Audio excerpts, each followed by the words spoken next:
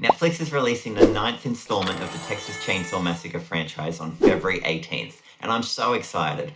But following this franchise's timeline is so confusing. It hurts my head more than getting clubbed by Grandpa, and he's the best killer around. Oh, Grandpa's the best killer there ever was. Whether you know Leatherface as Jedediah, Bubba, or a Mrs. Doubtfire impersonator,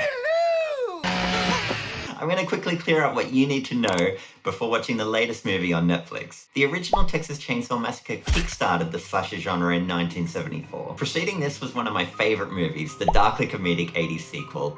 After that, you had the reimagining of the franchise in the 90s, followed by the gory noughties, where there were reboots of the franchise.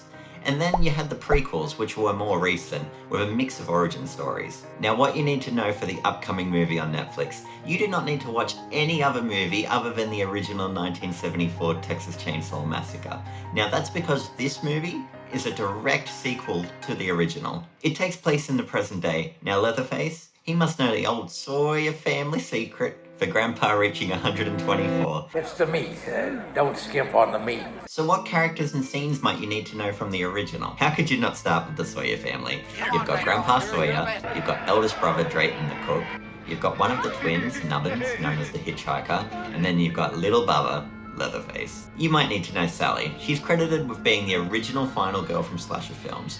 She describes escaping the Sawyers as breaking out of a window from hell. While I hope this movie has some fresh ideas, I also hope it pays tribute to some classic scenes from the franchise. I want to see Bubba shaking his chainsaw, slamming the door, and I want to see some absurd Sawyer family dinner parties.